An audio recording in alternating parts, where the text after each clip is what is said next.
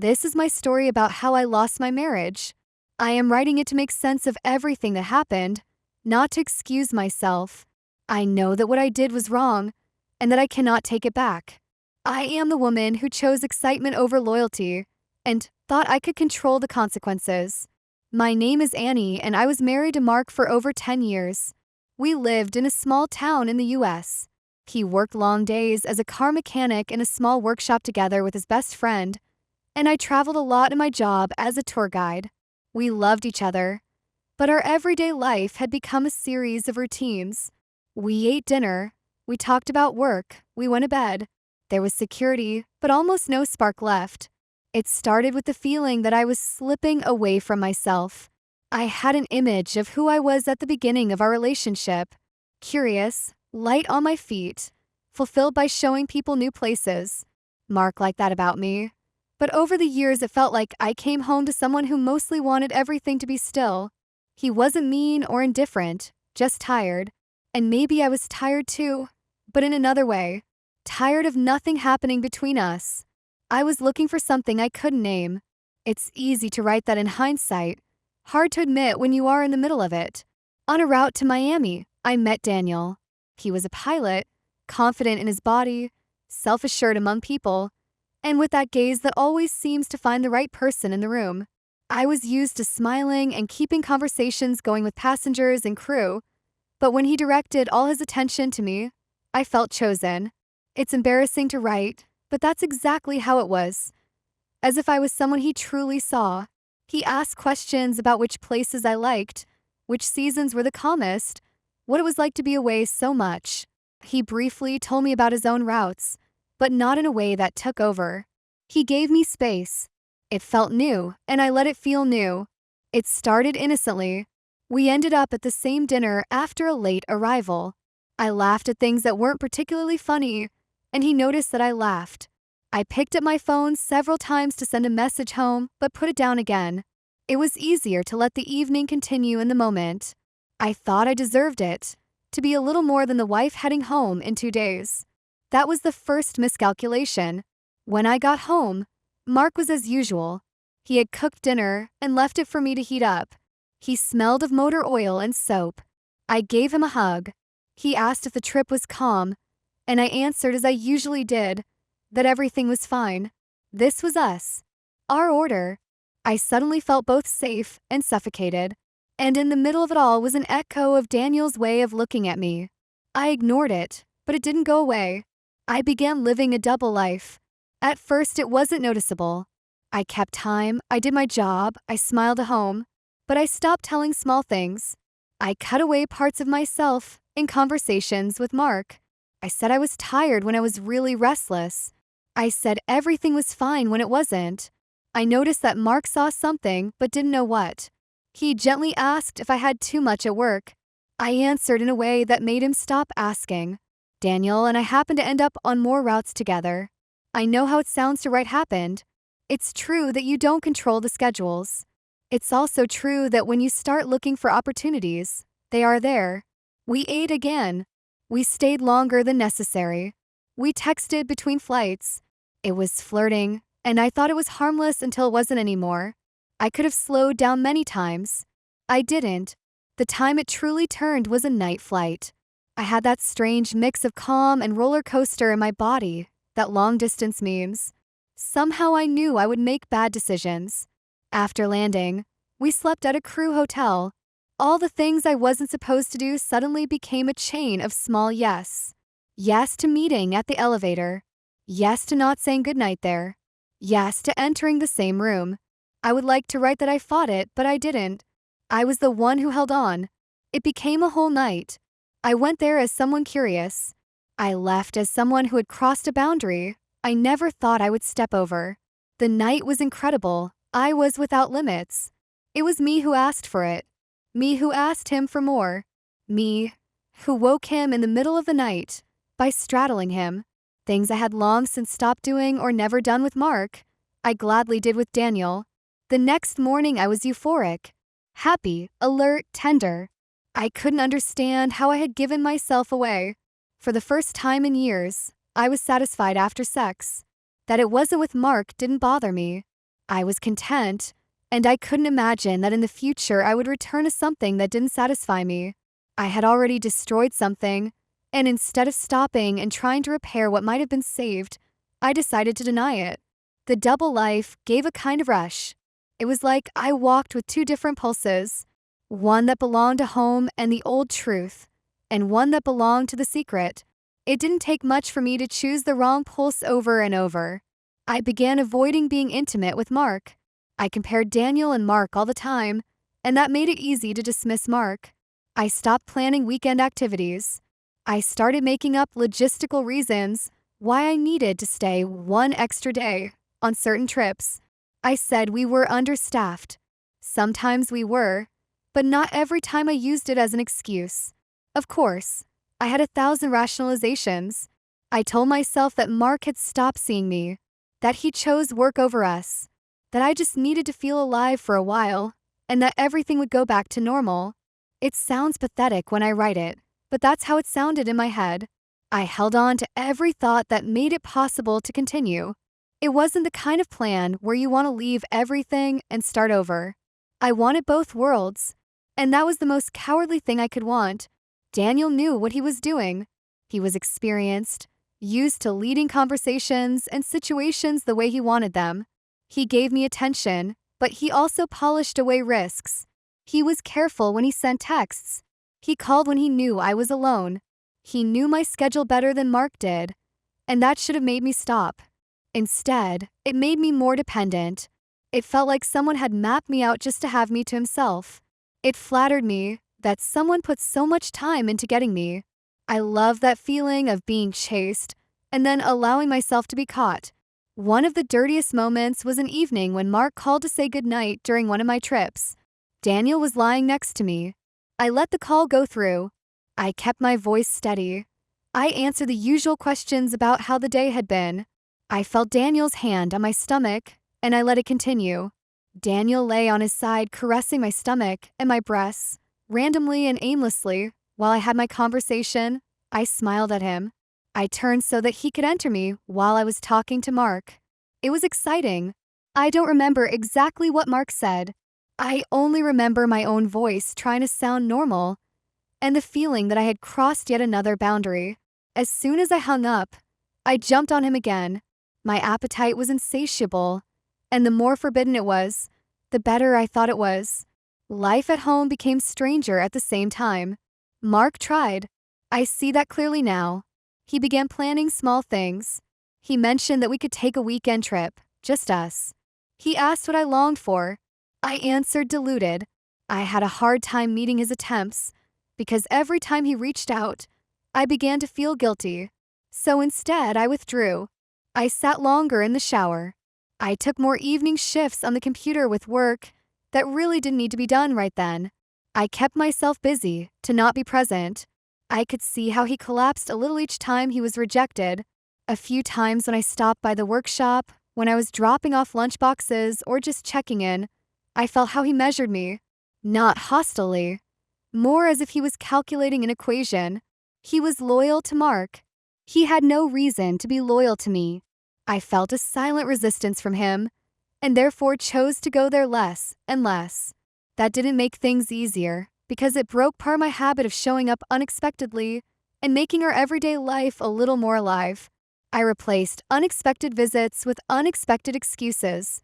There were moments when I thought of pulling out. I started formulating how I would tell the truth in some toned-down version. I only got to the first line in my head. I realized that as soon as I started talking, everything we had would fall apart. I pictured Mark looking at me with that calm gaze and understanding. That was almost what scared me most, the thought that he wouldn't scream but just see me for what I had done. So I stayed silent. I thought silence was a kind of solution. Silence was just another way to prolong the crash. The relationship with Daniel became more strained the more space it took. It started cracking at the edges there too. He was married, I was married. He lived with his own balancing acts. When I started asking questions that sounded like the future, he withdrew. He wanted the present. He wanted the excitement, the confirmation, the escape. He wasn't looking to tear his life apart. Not really. He wanted to be in that in-between where everything looks like possibilities but is really a one-way street. I saw it. But I continued, because I was locked in my need to escape myself. There was a particular day when Mark was unexpectedly home early. I came home that same evening from a shorter route. He had bought tickets for a little outing. Something simple, nothing expensive, but done with thoughtfulness. He stood a little stiffly and showed them. I felt how my guilt almost became physical. I wanted to throw myself into his arms and say everything. I did the opposite. I said I was too tired and that we could do it later. It did something to him. He looked away. That's when I should have realized we had reached a breaking point where my choices could no longer be hidden in the everyday noise. What happened next was brutally simple. I didn't get to choose when the truth came out. It came from a direction I hadn't expected. One evening, Mark sat at the kitchen table when his phone vibrated with a text from an unknown number. He told me this afterwards, so I only know it through him. The text contained information that could only come from someone who knew more about me and Daniel. Mark called the number. It was a woman. She was Daniel's wife. She had proof, she said. Conversations, times, details. She gave them to Mark. She had already decided what she was going to do, and she carried it out. The effect was that my life shattered. When Mark confronted me, it wasn't with yelling or pounding on the table. It was with facts. He laid out some printouts, sometimes the routes that matched. At first, I tried to find an angle that could lessen the seriousness. It lasted maybe 3 seconds. Then there was nothing left to hide behind. I told the truth. Not beautifully, not bravely. I rattled it off to get rid of it. Mark withdrew into himself. He said he couldn't handle this. He said it wasn't about being harsh, but about it already being broken. I saw how everything he had built up inside, his pride and the trust that we were had disappeared. He said he would file for divorce. I tried right then and there to say I would do anything, but the words came late and empty. I had had the chance to do anything earlier. I had chosen the opposite. Afterwards, everything went fast and slow at the same time. Practically, it became a series of calls, papers, agreements about who would live where and when we would collect our things. I temporarily moved to a small sublet near the airport. I packed boxes with a sort of mechanical focus. I didn't feel like anything in particular. I just did. Friends tried to send messages. Some were supportive, most were silent. I saw in people's eyes that they knew. It's a small town. Things spread. I put on sunglasses in the grocery store to avoid meeting more eyes. Jake stopped greeting. Maybe that's what I deserved. He had been loyal to Mark all those years. He had probably seen things I didn't. Things that were good about Mark. Things that deserved care. I had cut them out to make room for my secret. There was nothing he could have said that would have made any difference then. But his silence became a mark. I accepted it. Daniel wasn't a solution. He backed off when everything became real. His wife knew. My marriage fell. He had no desire to be the one standing there in the evenings with boxes and practical questions. He didn't say outright that he was withdrawing, but we stopped meeting. I discovered that the great passion wasn't built to last when everything else fell. I stood alone with my freedom. And it wasn't at all what I had dreamed of. It was loud and cold and completely without direction. Work became both salvation and punishment. I continued traveling and now I was free. I had thrown away my marriage for something completely meaningless. So now I would exploit it fully. I took every chance I got. Every man who wanted me, I gave myself to, even if it was only for a night. It gave me comfort for a while, a few hours. Then I was just as empty, maybe even more empty, afterwards. But it was always on trips, never at home. Some evenings and nights, when it was really hard, I could have 2 men. Of course, it ended with me becoming both pregnant and getting chlamydia. Freedom knows no limits. But at home I had a divorce to handle. Mark wasn't harsh, but he was firm. He did what needed to be done. We divided up what we owned. They weren't big things in themselves, but together they became a kind of closing statement. I returned keys. He took over the car. I took certain furniture that fit in my new place. The sick thing about separations is how practical they are. You might think they consist of feelings, but they are mostly about logistics. The feelings find their way in the cracks, like when you put an old mug in another box than where it usually sits and suddenly realize that you will never again have morning coffee in the same kitchen. I went to a therapist a few times. I'd like to write that it changed everything. It didn't. I sat there and told things I already knew. The useful thing was that someone else said it out loud. That I sought attention when I should have sought conversation. That I chose laziness when I needed courage. That I defended myself with half-truths until all of me became a half-truth. I left there thinking I had to do something concrete with it. I no longer blamed Mark for being boring. That was a convenient lie. He wasn't boring. He was a man who worked hard, who thought it was enough to be there. I could have said what I needed. I didn't. That is my greatest guilt. There were moments of memories that gripped me. I saw Mark in the workshop, how he used to wipe his hands on a rag and put it in exactly the same place every time. It was his way of keeping order in a world that otherwise becomes messy. I used to think it was charming. At the end, I saw it as routine. It was me who changed my view. The things were the same. I know many who read this kind of thing think I should have stayed and worked on the relationship. That's true. I should have done that. I chose the other. I can't write around it. When the papers were ready and everything was signed, a couple of weeks went by when I barely recognized myself. I woke up, went to work, ate something, slept. Nothing tasted like anything. I thought it was a kind of mourning process and that it would give me insights. It mostly gave me silence. The insights came later, in small pieces. I had gone quiet inside long before the infidelity. It was me who shut down, not Mark. That thought stayed as a sting. I tried contacting Mark once to apologize again, not as an opening but as a cleaner ending. He responded politely but briefly. Of course. He had nothing to gain from talking to me. I respect that today. I sent no more messages. There are things you should let be. I found my ways to apologize anyway, by not putting anything on him, by not using our past as a blanket when I was cold. I carried my part myself. I know some want a clear ending where I write that I learned X and Y, and that I am now a better person. I don't think it works that way. I became more aware of my weaknesses. Yes, I see my patterns more clearly, but it is work every day. I don't stop being the one who can destroy something for a moment of confirmation just because I have written this text. I become the one who doesn't do it by refraining tomorrow and the day after. It sounds meager, but it's true. Change is a series of small no's. If I could go back to one single moment and do it differently, it would be the first dinner where all began. I knew I liked the attention. I felt something in me grow from it.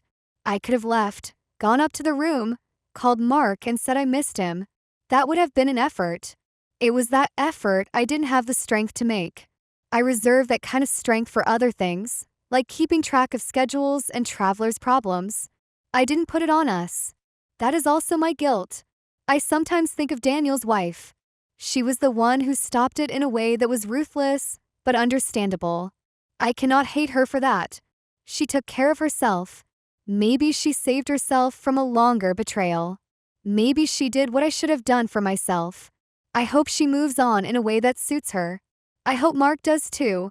I have no right to hope anything at all really, but those thoughts appear. There are people who say that when you cheat, you have already left. I don't know if that's entirely true. I hadn't left in my outer life, but I had left in my heart by no longer believing that our relationship could be revived.